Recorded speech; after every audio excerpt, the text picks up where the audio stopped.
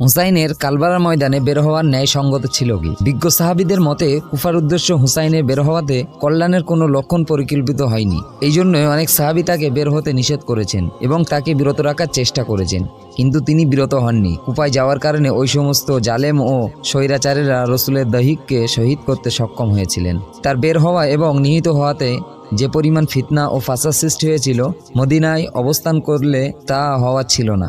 কিন্তু মানুষের অনিচ্ছা সত্ত্বেও আল্লাহর নির্ধারিত ফাইসালা ও তাকদীরের লেখন বাস্তবে পরিণত হওয়া ছাড়া ভিন্ন কোনো উপায় ছিল না। হুসাইনের হত্যায় বিরাট বড় অন্যায় সংগঠিত হয়েছে, কিন্তু তা নবীদের হত্যার চেয়ে অধিক ভয়াবহ ছিল না। আল্লাহর নবী হযরত ইয়াহইয়া আলাইহিস সালামকে পাপিষ্ঠরা হত্যা করেছেন। জাকারিয়া আলাইহিস সালামকে তারা জাতির লোকেরা নির্মমভাবে শহীদ করেছেন। এমনই আরও নবীকে বনী ইসরাঈলরা কতল করেছেন। আল্লাহ তাআলা বলেন, তুমি তাদের বলে দাও, তোমাদের মাঝে আমার পূর্বে বহু রসুল নিদর্শন সমূহ এবং তোমরা যা আবদার করেছ তা নিয়ে এসেছিলেন, তখন তোমরা কেন তাদেরকে হত্যা করে দিয়েছিলে? তোমরা সত্য হয়ে থাকো। এমনভাবে উমার, উসমান ও আলী রাদিয়াল্লাহু আনহুকে হত্যা করা হয়েছে। সুতরাং তার হত্যাকাণ্ড নিয়ে অতিরিক্ত বাড়াবাড়ি করার কোনো যুক্তি নেই। কারবালার ঘটনাকে আমরা কিভাবে মূল্যায়ন করব?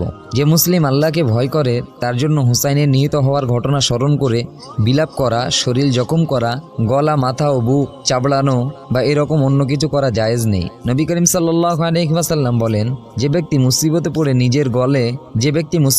নিজের গালে চাপটাঘাত করলো এবং শরীরের কাপড় ছিল, সে আমার দলের নয়। তিনি আরও বলেন, মুসিবতে পড়ে বিলাপকারী, মাথা মুন্ডনকারী এবং কাপড় ও শরীর কর্তনকারীর সাথে আমার কোনো সম্পর্ক নেই।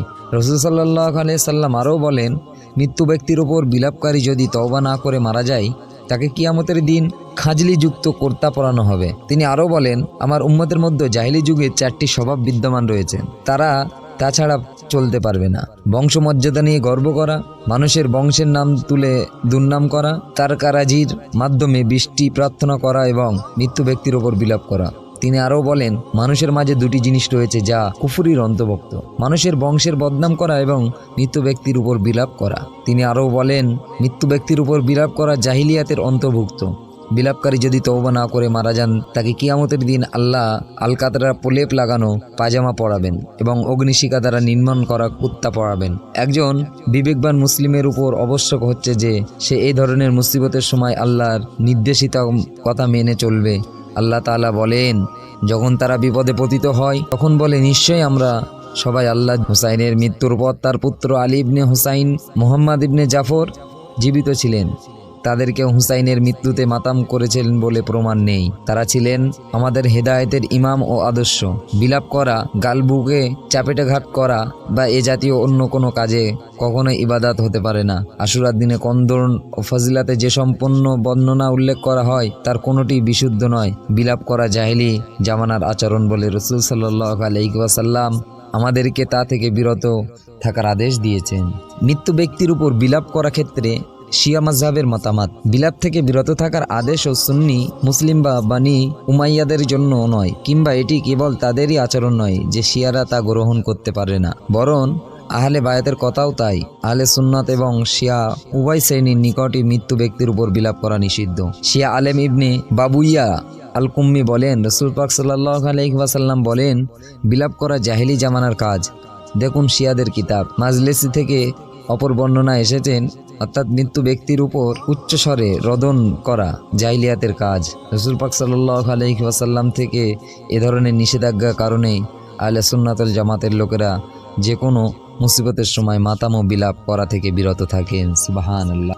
আশুরার দিনে আমাদের করণীয় কি? সুন্নি মুসলিমগণ এই দিনে রোজা রাখেন, কারণ এটি এমন একটি দিন যাতে আল্লাহ তাআলা মুসা ও তার জাতির লোকদেরকে ফিরাউনের কবল থেকে মুক্তি দিয়েছেন এবং ফিরাউনের সম্প্রদায়কে পানিতে ডুবিয়ে ধ্বংস করেছেন।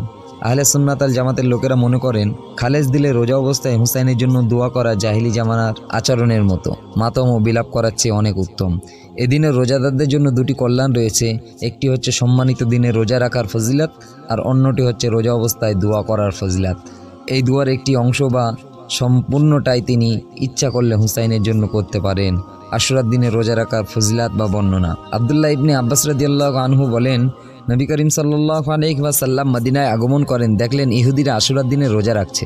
তিনি জিজ্ঞাসা করলেন, এটি কোন রোজা? তারা উত্তর দিলেন যে এটি একটি বিরাট পবিত্র দিনে, এদিনে আল্লাহ তাআলা বনী ইসরাঈলের তাদের শত্রুদেরকে কবল থেকে পরিত্রাণ দিয়েছিলেন, তাই মুসা আলাইহিস সালাম এই দিনে রোজা রেখেছেন। নবী করিম সাল্লাল্লাহু আলাইহি ওয়াসাল্লাম তখন বললেন, তাদের চেয়ে মুসা আলাইহিস সালামের সাথে আমার সম্পর্ক অধিক, সুতরাং তিনি রোজা রাখলেন এবং সাহাবাদেরকে রোজা রাখার আদেশ দিয়েছিলেন। আয়েশা রাদিয়াল্লাহু তাআলা আনহু হতে আয়ামে জাহিলিয়াত ও কুরাইশ আশুরার রোজা রাখতে রাসূল করিম সাল্লাল্লাহু আলাইহি সাল্লাম এই দিনে রোজা রাখতেন। মদিনায় হিজরত করে এসেও তিনি এই দিনে রোজা রেখেছেন এবং লোকদেরকে রোজা রাখার আদেশ দিয়েছেন। যখন রমজানের রোজা রাখার ফরজ করা হলো তখন আশুরার রোজা ছেড়ে দিলেন। সুতরাং তখন থেকে যার ইচ্ছা রোজা রাখতো আর যার ইচ্ছা রোজা ছেড়ে দিত। আব্দুল্লাহ ইবনে আব্বাস রাদিয়াল্লাহু তাআলা আনহু হতে বর্ণিত হয়েছেন, রাসূল পাক সাল্লাল্লাহু আলাইহি ওয়াসাল্লাম যখন আশুরার রোজা রাখলেন এবং রোজা রাখার আদেশ দিলেন, তখন সাহাবীগণ বলেন, হে আল্লাহর রাসূল, এটি তো এমন একটি দিন যাতে ইহুদি নাসারাও সম্মান করে। তখন রাসূল সাল্লাল্লাহু আলাইহি সাল্লাম বললেন, আগামী বছর ইনশাআল্লাহ 9 তারিখেও রোজা রাখবো। কিন্তু আগামী বছর আসার আগেই তিনি মারা যান। প্রিয় দর্শক শ্রোতা মণ্ডলী, আপনারা এই ঘটনাগুলো শুনে আপনাদের কেমন মন্তব্য অবশ্যই কিন্তু আমাদের কমেন্ট বক্সে জানাবেন এবং চ্যানেলে নতুন হলে অবশ্যই কিন্তু চ্যানেলটি সাবস্ক্রাইব করে সঙ্গে থাকবেন। আসসালামু আলাইকুম ওয়া রাহমাতুল্লাহি ওয়া বারাকাতুহু।